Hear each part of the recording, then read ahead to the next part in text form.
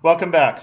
So in the period after the revolt of Samos in 440 BC, which occurred 6 years after the conclusion of the First Peloponnesian War and the inception of the 30 Years' Peace, there was very little else that troubled the Athenians for the next 7 years. And at that point, especially as the building program kept on going, it did appear that the Athenians were finally about to reach their acme of power that would pretty much ensure that they would stay in control over a large portion of the Greek world for a long period to come. And I have a feeling that the Athenians would have regarded it as rather sweet that this control of power would have been specifically in defiance of any objections that could possibly be raised by either Spartans or other cities lying outside the immediate Athenian influence, cities that, of course, the Athenians would not have particularly liked. Well, unfortunately for the Athenians, all was not well as it turned out. This was actually a very fragile setup, and what I'm now going to describe here as we proceed into our next phase of Athenian history, as well as our next phase of tragic plays, is what actually occurred to bring Athens and Sparta into such dire, long-standing conflict. So there were three specific areas of conflict that troubled the Greek world in 433 to 432 BC, the couple of years prior to the outbreak of war in 431 BC.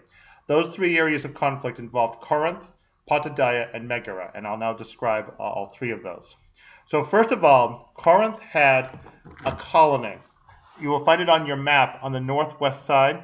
It's an island that's shaped like a number 7, and it's called Corcyra.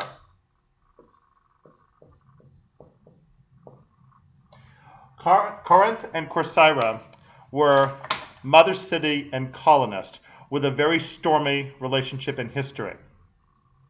Corcyra itself had a colony as well, which is actually not on your map. It would be off the map along the coast of Greece on the northwest corner.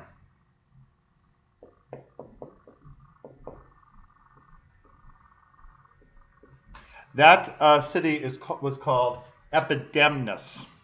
So, just to review that, Epidamnus is a colony of Corcyra, which is a colony of Corinth. Epidamnus got into a civil war and one faction appealed to Corcyra for assistance. The Corcyrians refused to get involved, whereupon the Epidamnians appealed to the Corinthians, who did decide to get involved. The Corcyrians objected. As a result, the Corinthians, who had a pretty good-sized fleet of their own that at times probably rivaled the Athenian fleet, came along to Corcyra and bottled them up and put them in a state of siege. At this point, Corcyra took the critical historical step. They needed help now from another city, contrary to Corinthian interests, that also had a fleet. That means, of course, Athens. So the Corcyrians appealed to the Athenians for an alliance. It's important to understand that an alliance in the ancient world involves both an offensive part and a defensive part. The offensive part means that if some ally has to go out on campaign, the backup ally, the one appealed to, would also come along with it in order to undergo some attack against some enemy. That's the offensive part. And the defensive part correspondingly means that if some ally is attacked by some enemy, then the ally could be called upon to come in and support that ally in whatever conflict occurred. That's the defensive part. So the Corcyrians wanted both parts from Athens, and that was, of course, typical of an alliance. Now, this is the problem with the 30 Years' Peace, that term about the neutral cities. Essentially, the Corcyrians wanted to join the Delian League voluntarily. Of course, the Athenians would have welcomed that. The problem was, in this case, the Corcyrians are trying to join the Athenian League so that they can attack the Corinthians, who happen to be allied with the Spartans, and that potentially could violate the terms of the 30 Years' Peace. So that's where, unfortunately, the architects of the peace missed something, and it's a shame because this miss will end up basically gutting the entire peace in the end. So there was a Congress at Athens. The assembly met on the hill called the Pnyx, right outside the Athenian Agora, and had a special conference with both the Corcyraeans and the Corinthians sending representatives. The Corcyraeans essentially tried to talk the Athenians into the alliance by, among other things, promising that if the Athenians ever wanted to carry out any other campaigns to the west, like say over to Sicily, then the Corcyraeans would support them. In exchange for that, the Corcyraeans, of course, would expect the Athenians to come to their aid should anybody, like say the Corinthians, wanted to cause them any problems. The Corinthians, on the other hand, insisted to the Athenians that the Athenians should stay out of this conflict because they really had no reason to be in it. The Corcyraeans really had not given the Athenians any prior just cause to join in an alliance with them. And the Corinthians did remind the Athenians that when the Athenians were tangled up with the revolt at Samos, the Corinthians, according to their claim, had gone around to the members of the Peloponnesian League when some of them wanted to go and assist the Samians to take down the Athenians, and told all of them, no, stay out of it. So the Corinthians expected the Athenians to recognize that debt and to thereupon refuse to assist the Corcyraeans. So the Athenians were really in a pickle here. They decided to try a halfway measure, which was to reject the offensive part, but to agree to the defensive part. So in theory, if the Corcyraeans needed help from an attack, the Athenians would come to the rescue if it was essential. This, by the way, was completely unprecedented with alliances in the ancient Greek world. Both sides left angry. The Corinthians didn't want the Athenians involved.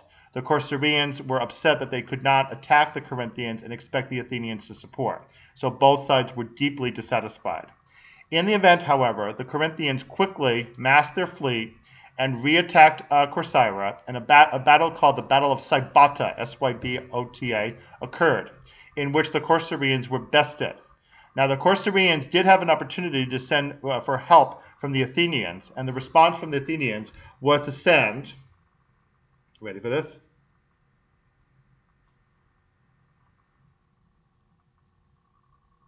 Here we go. That many ships. 8 ships to Corcyra. The 8 ships took their time going around the Peloponnesus. The battle raged on. At the very point when, according to the historian Thucydides, when the Corinthians were about to carry out their big success against the Corcyraeans, the Athenian ships showed up in the distance, and the Corinthians, thinking that there were quite a few of them, panicked and ran. When the Corcyraeans saw how many ships actually showed up, they were furious at the Athenians for being so tepid in their response.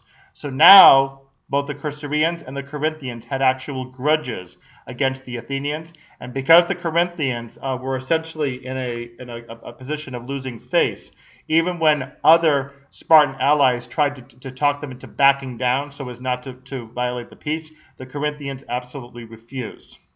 Well, the Athenians, under Pericles, unfortunately had another event going on right at the same time involving this other city, Potidaia. On your map, you'll find it up in the north on the peninsula called Chalcidiki. It's in the northwest corner of the Aegean Sea. Potidaia was a fairly well-established, long-standing city in a mountainous area that gave them pretty good fortification. Potidaia ran into the same difficulty that the Thasians had before about the gold mine rights up to the north along the coast of the Aegean. And once again, as before, the Athenians and the Potidaians could not reach an agreement, and so the Potidaians therefore started to refuse to pay their tribute.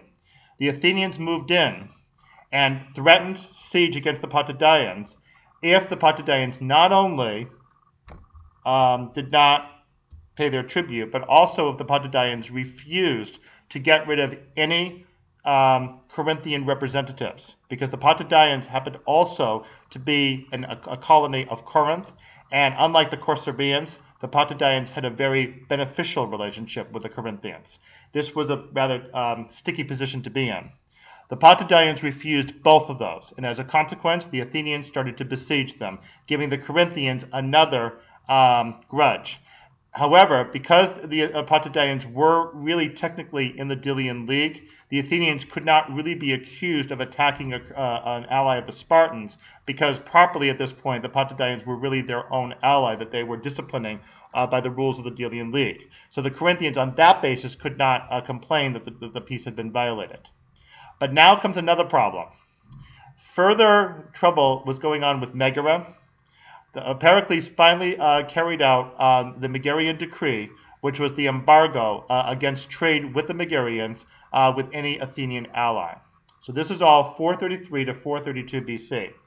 With those pretexts in place, the allies of Sparta finally called for a conference in 432 BC at Sparta to advance these complaints. According to Thucydides, however, probably these particular complaints were really just pretexts. What Thucydides believed was that in reality, what got these two big cities into war was that Sparta and her allies feared Athenian power, the growth of it. And all of this was motivated by three major incentives. Fear, that you fear others, especially what they might do before you get to do it. Honor, the idea that you get the honor of getting to do something first before someone else gets to do it. And self-interest, being that you get the benefits of what you accomplish, in some cases at the expense of someone else if necessary. So, in that position, the Spartans did actually agree to vote for war, mainly because although the king Archidamus was opposed to it because he thought that the war would be much too costly and expensive for the Spartans to get into, especially given the wide range of Athenian resources available, one of the 5 ephors of Sparta stepped up and said, no, that's not acceptable. If you do not stand up for the allies of Sparta, the Athenians will eventually come around and pick them off one by one. And so the belief was that the Sparta needed to stand up on behalf of her allies, and therefore that the Sparta needed to go to war against the Athenians. Interestingly, though, even after that particular vote was carried out to declare war, still the Spartans tried to negotiate in order to prevent war from actually happening. And that will be the subject of a future video. So these are the conflicts that had the potential to lead to the war, and in fact brought both cities to the brink of war, but actually not quite. Another step is needed in order to get us there. However, before we get to that step, we're now going to pause and speak about the other 3 plays by Sophocles that you are reading. The 3 Oedipus plays that form a kind of quasi-trilogy on that particular subject. Stay tuned for the next video.